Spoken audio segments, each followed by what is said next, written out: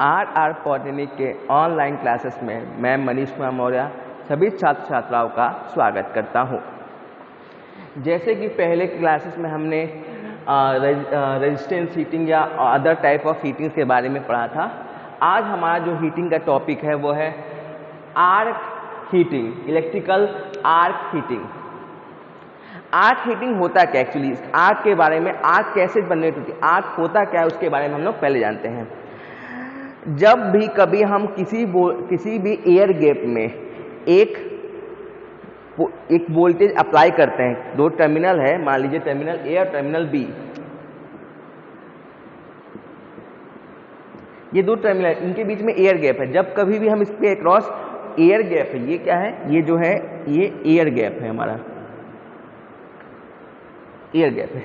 जब कभी भी हम एक सफिशिएंट वोल्टेज, हाई वोल्टेज इसके अक्रॉस टर्मिनल ए और बी के अक्रॉस अप्लाई करते हैं, तब क्या होता है, ये जो एयर गैप रहता है वो आयोनाइज हो जाता है, वो आयोनाइज हो जाता है और स्टार्ट कंडक्टिंग। इसके बीच में क्या होता है, हमारा कंडक्शन जो होता है वो चालू हो जाता है, वो स्पार्क के फॉर्म में होता है और एक inert amount of heat produce करता है, एक inert amount of heat produce करता है जो कि हमारे हीटिंग पर्पस के लिए यूज होता है।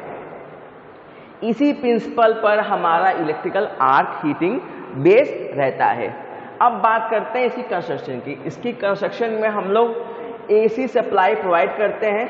ये हमारा वेरिएबल रेजिस्टेंस है, ये वाला हिस्सा जो है हमारा वेरिएबल रेजिस्टेंस, इसके थ्रू हम लोग इनपुट को कंट्रोल, जो इनपुट हमारे पास आ रहा है उसको हम लोग कंट्रोल कर पाते हैं। उसके बाद यहाँ पर एक स्टेप अप, ये रेड डॉटेड स्ट्रक्चर में जो है वो स्टेप अप ट्रांसफार्मर है, ताकि हम लोग इसके वोल्टेज को इनहेंस कर सके, क्योंकि इसमें जो आर्क प्रोडक्शन होगा वो टोटली वोल्टेज पर डिपेंड रहेगा। ऑब्जेक्टिव पॉइंट व्यू से ये आता है कि जो आर्क प्रोड्यूस होता है इलेक्ट्रिकल आर्क हीटिंग में वो किस पर डिपेंड रहता है। तो हमको आएगा ऑप्शन में voltage, current, voltage and current, none of this. तो हमको वोल्टेज पर करना है, क्योंकि जो भी आर्क प्रोड्यूस होगा वो हमारे वोल्टेज पर डिपेंड करेगा। ये पहला पॉइंट है, किस पर डिपेंड करेगा, हमारे वोल्टेज पर डिपेंड करेगा। Arc depend on upon voltage. उसके बाद यहाँ वोल्टेज, ये लोअर टर्मिनल है, ये हाई टर्मिनल है, यहाँ पर वोल्टेज ऑफ होगा। उसके बाद हमारे दोनों इलेक्ट्रोड्स में आएंगे, ये हमारे क्या है, इलेक्ट्रोड्स है, ये हमारे इलेक्ट्रोड्स है। ये जो इलेक्ट्रोड्स रहते हैं इनके बीच में एयर गैप रहता है जिसमें हमारा आर्क प्रोड्यूस होता है, और यहाँ पर हाई पोटेंशियल रहता है, हाई वोल्टेज रहता है। अब दूसरा जो क्वेश्चन बनता है इसमें ऑब्जेक्टिव में कि जो इलेक्ट्रोड्स रहते हैं वो किसके बने रहते हैं। तो इलेक्ट्रोड्स जो होते हैं वो कार्बन या ग्रेफाइट के बने रहते हैं। ऑप्शन में आपको जो भी आए, आपको ऑप्शन में आए कार्बन, ग्रेफाइट, कार्बन/ग्रेफाइट या नन ऑफ दिस। तो आपको कार्बन ग्रेफाइट दोनों पर टिक करना है। अगर ऑप्शन में एक आता तो एक पर टिक कीजिए, अगर दोनों साथ में आते कहीं तो आप दोनों ऑप्शन को टिक करेंगे। कार्बन और ग्रेफाइट दोनों में से किसी एक के बने रहते हैं। और आर्क, ये जो आर्क होता है एक सफिशिएंट अमाउंट ऑफ वोल्टेज, एक बहुत ज्यादा वोल्टेज प्रोड्यूस करता है, जो कि अप्रॉक्स 3000 डिग्री सेल्सियस से लेके 3500 डिग्री सेल्सियस तक होता है। टेम्परेचर रेंज कितना रहता है बेटा इस आर्क का, वो जो रहता है 3000 डिग्री सेल्सियस लेके 3500 डिग्री सेल्सियस तक रहता है। 3000 से लेके 3500 डिग्री सेल्सियस तक रहता है इसका टेम्परेचर रेंज, जो कि हमारे हीटिंग के लिए यूज होता है। अब बात करते हैं इसके टाइप्स के। जो हमारे इलेक्ट्रिकल आर्क हीटिंग रहते हैं वो दो प्रकार के होते हैं। पहला जो होता है डायरेक्ट आर्क फर्नेस, और दूसरा जो होता है इनडायरेक्ट आर्क फर्नेस। तो अब हम बात करते हैं पहले डायरेक्ट आर्क फर्नेस के बारे में। इसमें क्या होता है, जो इलेक्ट्रोड्स रहते हैं वो एक कंस्ट्रक्शन की बात कर रहे हैं पहले हम। जो इलेक्ट्रोड रहता है एक हमारे हीटिंग चैम्बर के अंदर इंसर्ट रहता है, और चार्ज या जो मटेरियल हीट करना रहता है वो नीचे रहता है। जो आर्क डिस्चार्ज होता है, इसमें सबसे इंपॉर्टेंट पॉइंट ये है कि जो आर्क डिस्चार्ज होगा वो इलेक्ट्रोड्स और चार्ज, मतलब जिस मटेरियल को हमको हीट करना है उसके बीच में होगा। मतलब कहीं ना कहीं इसमें से करंट फ्लो होगा, मतलब जो चार्ज हम हीट कर रहे हैं उसमें से कहीं ना कहीं हमारा करंट फ्लो होगा। ये सर्किट कंप्लीट करने में काम आएगा। मतलब डायरेक्ट इसमें ऑप्शन आता है कि हमारा कौन सा मटेरियल हम इसमें डायरेक्ट आर्क फर्नेस में हम लोग फेरस मटेरियल या फेरस मेटल या कंडक्टिव मेटल का यूज करेंगे। क्यों? क्योंकि कंडक्शन कहीं ना कहीं इस मेटल से होना है, इस चार्ज से होना है। इलेक्ट्रोड और चार्ज के बीच में आर्क फॉर्मेशन होगा ताकि इसमें हीटिंग हो सके। तो ऑप्शन में अगर आपको आए कौन सा डायरेक्ट आर्क फर्नेस में हम लोग कौन सा मेटल को गरम कर सकते हैं या हीटिंग कर सकते हैं, तो वो होगा फेरस मेटल या कंडक्टिंग मेटल को हम लोग इसमें यूज कर सकते हैं, यूज करते हैं। इसमें नॉन फेरस मेटल को हम लोग कंडक्ट नहीं कर सकते हैं। इसमें क्या होता है, ये इलेक्ट्रोड जो होते हैं वो क्या होते हैं, इसके इंसर्ट रहते हैं और इन दोनों के बीच में चार्ज आते हैं। यहाँ सिंगल फेस में 2 इलेक्ट्रोड्स रहते हैं और 3 फेस में हमेशा क्या होता है 3 इलेक्ट्रोड हम लोग प्लेस करते हैं। और सबसे इंपॉर्टेंट पॉइंट ये जो ऑब्जेक्टिव पॉइंट से आएगा कि डायरेक्ट आर्क फर्नेस में हमारा जो आर्क किसके बीच में होगा, तो इलेक्ट्रोड्स और चार्ज के बीच में, या जो मटेरियल हम लोग हीट करना चाह रहे हैं उसके बीच में स्टेब्लिश होगा। और इसमें जो हीट जो और करंट किसके थ्रू फ्लो होगा, करंट हमारा सर्किट कंप्लीट करेंगे, करंट हमारा चार्ज के भी फ्लो होगा। इसी कारण से एक यहाँ पर एक काफ़ी हाई हीट प्रोड्यूस होता है और हाई टेम्परेचर राइज होता है। इस कारण से जो हीटिंग चैम्बर रहता है वो काफ़ी थिक लेते हैं।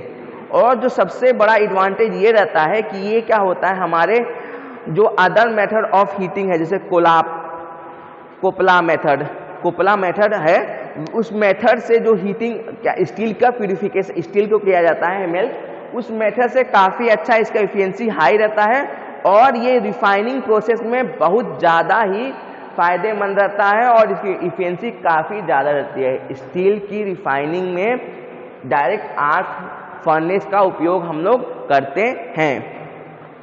और दूसरा सबसे बड़ा एडवांटेज ये है कि ये क्या होता है, चीपर होता है अदर हीटिंग प्रोसेस से। क्यों? क्योंकि इसमें हमको बस इलेक्ट्रोड पुट करना है, बाकी जो है इसमें जो कंस्ट्रक्शन होता है काफ़ी सिंपल होता है। इसमें कोई जो चार्ज होता है, जो करंट होता है, इसके थ्रू फ्लो होना रहता है, इसलिए इसमें कोई कॉम्प्लेक्सिटी नहीं होती है। इसलिए काफ़ी ये हीटिंग प्रोसेस इसी कारण से काफ़ी चीपर होता है, काफ़ी सरल होता है इसका कंस्ट्रक्शन। अब बात कर लेते हैं इसकी पावर फैक्टर जो रहती है। इसकी जो पावर फैक्टर रहती है वो 0.8 लैगिंग होती है। याद रखेंगे 0.8 लैगिंग होती है इसकी पावर फैक्टर। ठीक है, ये हमारा इसका जो हुआ इसका कंस्ट्रक्शन एंड वर्किंग हुआ आपका डायरेक्ट आर्क फर्नेस का। इसमें 2-3 तरह के ऑब्जेक्टिव बनते हैं। पहला कि इसमें जो इलेक्ट्रिकल करंट है वो किसके थ्रू फ्लो होता है, तो जो चार्ज है उसके थ्रू फ्लो होता है। इसमें इलेक्ट्रोड कौन सा होता है, कार्बन या ग्रेफाइट का होगा। तीसरा, इसमें कौन सा मटेरियल को हम मेल्ट या हीट कर सकते हैं, तो फेरस मटेरियल और कंडक्टिव मटेरियल को ही कर सकते हैं। ठीक है, अब बात करते हैं हम लोग इनडायरेक्ट आर्क फर्नेस की। इनडायरेक्ट आर्क फर्नेस में क्या होता है, इलेक्ट्रोड्स हमारे कार्बन और ग्रेफाइट के रहेंगे, पर यहाँ पर जो आर्क जो होगा वो प्रोड्यूस होगा वो दोनों इलेक्ट्रोड के बीच में होगा। इलेक्ट्रोड 1 और इलेक्ट्रोड 2 के बीच में ही आर्क हमारा प्रोड्यूस होगा और इसमें जो हीट होगा वो ट्रांसमिट होगा। जो यहाँ पर हीट प्रोड्यूस हो रहा है आर्क का, वो कहीं ना कहीं इसके थ्रू ट्रांसमिट होगा बाय रेडिएशन। यहाँ पर हीट ट्रांसमिट, यहाँ इनडायरेक्ट इसलिए बोला जाता है क्योंकि यहाँ पर डायरेक्ट हम चार्ज को हीट नहीं कर रहे हैं। यहाँ जो आर्क है वो दोनों इलेक्ट्रॉन 1 और इलेक्ट्रॉन 2 के बीच में हो रहा है और जो हीट हो रहा है वो यहाँ पर ट्रांसफर हो रहा है थ्रू रेडिएशन। ठीक है, और दूसरा जो इसमें किस मेथड ऑब्जेक्टिव जो पॉइंट ऑफ व्यू बनता है वो क्या बनता है, इसमें हीटिंग किस प्रोसेस से होता है, तो रेडिएशन ऑफ हीटिंग से इसमें क्या होता है, हीट प्रोड्यूस होता है। अब जो दूसरा इसमें इंपॉर्टेंट पॉइंट ये है कि इसमें क्या होता है, इसमें जो हीट जो टेम्परेचर होता है, इसका जो टेम्परेचर और चार्ज जो होता है वो क्या होता है, थोड़ा कम होता है डायरेक्ट आर्क हीटिंग से, क्योंकि इसमें डायरेक्ट चार्ज में ही हीटिंग हो रहा है, इसी कारण से इसमें टेम्परेचर थोड़ा कम रहता है। इसमें क्या होता है, ये जो इस टाइप के फर्नेस में जो होता है, करंट जो होता है वो इस चार्ज में से होके फ्लो नहीं करता, हीट इसमें ट्रांसमिट होता पर कोई इलेक्ट्रिकल चार्ज इसमें, करंट जो होता है इसमें फ्लो नहीं होता। इसमें सबसे बड़ा इंपॉर्टेंट पॉइंट ये है, ऑब्जेक्टिव पूछ सकता है क्या कि इनडायरेक्ट आर्क फर्नेस में क्या होता है, करंट किसके बीच में फ्लो होता है, तो आप लिखेंगे इलेक्ट्रोड 1 और इलेक्ट्रोड 2 के बीच में फ्लो होता है। यहाँ चार्ज के अंदर से कोई भी करंट जो होता है वो फ्लो ऑन नहीं होता है, यहाँ से कोई भी करंट चार्ज के थ्रू फ्लो नहीं होगा। इसी कारण से इसका जो फर्नेस मैकेनिज्म होता है वो थोड़ा सा सरल हो जाता है। यहाँ पर फर्नेस हमको ज़्यादा हीट मतलब के विथ स्टैंड करने के लिए नहीं बनाना होता है। यहाँ पर हमारा फर्नेस जो रहता है वो काफ़ी कॉस्टली हो जाता है। यहाँ फर्नेस जो हम बनाते हैं, ये जो हीट चैम्बर होता है, हीट चैम्बर की बात कर रहे हैं, ये थोड़ा कॉस्टली पड़ जाता है as compare to indirect arc furnace से। इनडायरेक्ट आर्क फर्नेस का जो होता है वो काफ़ी रिलायबल होता है, सस्ता पड़ता है।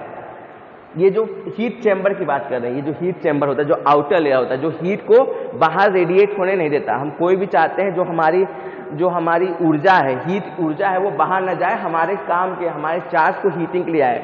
इसी को प्रोडक्ट करने के लिए हमारे हीट चैम्बर का किया जाता है, जो कि क्ले वगैरह से बने रहते हैं, जो हमारे हीट को फर्दर ट्रांसमिट होने नहीं देते, हमारे जो चार्ज है उसमें ही कर देते हैं, ठीक है। और ये क्या होता है, ये अक्सर सिलिंड्रिकल शेप का रहता है ताकि हमारा जो चार्ज रहे वो नीचे ही सेटल डाउन रहे, और ये जो हो ये हॉरिजॉन्टल एक्सेस पर हमारे दोनों इलेक्ट्रोड्स होते हैं। इसमें एडवांटेज क्या होता है, इसमें क्या होता है, जैसे इन डायरेक्ट आर्क फर्नेस में क्या होता है, मेटल का सम लॉसेस होते हैं। इनडायरेक्ट आर्क फर्नेस में एडवांटेज ये होता है लो मेटल लॉसेस। पहला क्या होता है, इसमें मेटल लॉसेस जो होते हैं वो काफ़ी कम होते हैं। ये इकोनॉमिकल होता है, क्यों, क्योंकि इसमें कहीं ना कहीं चार्ज से फ्लो हो रहा है हमारे, और इस कारण से क्या होता है, excess amount of voltage loss होता है। ये थोड़ा सा ज़्यादा पावर कंज्यूम करता है, ये थोड़ा कम पावर कंज्यूम करता है, इसलिए ये थोड़ा इकोनॉमिकल होता है।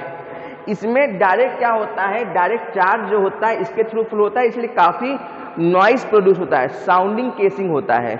और इसमें क्या होता है, इसमें नॉइस प्रोड्यूस होता है, थोड़ा सा नॉइजी होता है। और इनडायरेक्ट में क्या होता है, साउंडिंग केसिंग होता है, इसमें ज़्यादा आवाज़ नहीं प्रोड्यूस होता है, थोड़ा सा कम आवाज़ पैदा होता है, साउंडिंग केसिंग होता है। और ये क्या होता है, फ्लेक्सिबल होता है, थोड़ा सा लचीलापन होता है। इसमें क्या हम लचीलापन नहीं कर सकते, क्योंकि अगर डायरेक्ट इसमें हीटिंग का होगा, हीटिंग ब्रेक डाउन हो सकता है इसमें डायरेक्ट आर्क फर्नेस में, जो कि इसमें नहीं होता। इसमें हम लचीलापन कर सकते हैं, और इसमें हमको जो मोल्टेन या जो भी चीज़ हीट कर रहे हैं, अगर वो लिक्विड फॉर्म में है तो उसको आराम से हम लोग ट्रांसमिट कर सकते हैं, जो कि यहाँ पॉसिबल नहीं है। इसमें एक बार हीटिंग होने पर कंटेनर हमको वापस एम्प्टी करना पड़ता है, दोबारा हीटिंग करना पड़ता है। इसमें हम हीटिंग करने के बाद उसको मोल्टिंग को फ्लो करवा पाते हैं। अब flow of metal, liquefied metal can be possible in this case, ठीक है। और इसमें क्या होता है, इसमें जो होता है मेल्टिंग, जो इसलिए क्या होता है, इसमें इनडायरेक्ट हीटिंग होने की वजह से क्या होता है, ये लो मेल्टिंग पॉइंट वाले के लिए काफ़ी सफिशिएंट रहते हैं। जैसे हमारे नॉन फेरस मेटल जो होते हैं उनके लिए काफ़ी अच्छा रहता है। तो ऑब्जेक्टिव पॉइंट से क्वेश्चन आते हैं कि इनडायरेक्ट आर्क फर्नेस किसके लिए सूटेबल रहते हैं, तो नॉन फेरस मेटल के लिए ये ऑब्जेक्टिव पॉइंट के लिए यूज किए जाएंगे। यहाँ पर फेरस मेटल के लिए, यहाँ नॉन फेरस मेटल के लिए काफ़ी हमारे रिलायबल रहता है, काफ़ी भरोसेमंद रहता है, ताकि हमारे लो मेल्टिंग पॉइंट वाले के लिए भी हम आराम से इसको मेल्ट कर सकते हैं। यहाँ टेम्परेचर राइज उतना ज़्यादा नहीं होता जितना यहाँ पर एक्सेस टेम्परेचर राइज हो जाता है। अब बात करते हैं एप्लीकेशन की। आर्क फर्नेस का जो एप्लीकेशन है वो होता है इंडस्ट्रियल पर्पस में, मेल्टिंग के लिए, मतलब ओर्स को मेल्ट करने के लिए, एलॉय बनाने के लिए, और अदर मेटल फॉर्मेशन के लिए भी इसका उपयोग किया जाता है। इसको क्या कहता है, रिफाइनिंग के लिए। जैसे कई सारी इम्प्यूरिटीज आती हैं हमारे पास मेटल ओर में, उनकी रिफाइनिंग या कई सारे मेटल्स हमारे पास मिक्स रहते हैं, उनकी रिफाइनिंग, क्योंकि जानते हैं कि हर मेटल का टेम्परेचर क्या होता है, अलग अलग होता है, तो उनके टेम्परेचर को हीट करके हम लोग उसको रिफाइन कर सकते हैं या अलग अलग कर सकते हैं। और क्या होता है, इसका उपयोग किया जाता है आयरन के स्ट्रक्चर्स बनाने में, आयरन के फाउंड्रीज बनाने में यूज करते हैं, ठीक है। और इसका उपयोग कहाँ करते हैं, एक्सपेरिमेंटल वर्क में, मेटल की क्वालिटी और प्रॉपर्टी को जानने के लिए। जैसे मान लो हमको जानना कोई मेटल है, उसकी कितनी कैपेसिटी है, कितनी हीटिंग पॉइंट है, कितना मेल्टिंग पॉइंट है, वो अगर ज्ञात करना है तो एक्सपेरिमेंटल पर्पस के लिए हम लोग इन सब फर्नेस का उपयोग करते हैं। आज की क्लास में यहीं तक, मिलते हैं नेक्स्ट क्लास में। चैनल को लाइक कीजिए, सब्सक्राइब कीजिए और वीडियोज़ में बने रहिए। Thank you.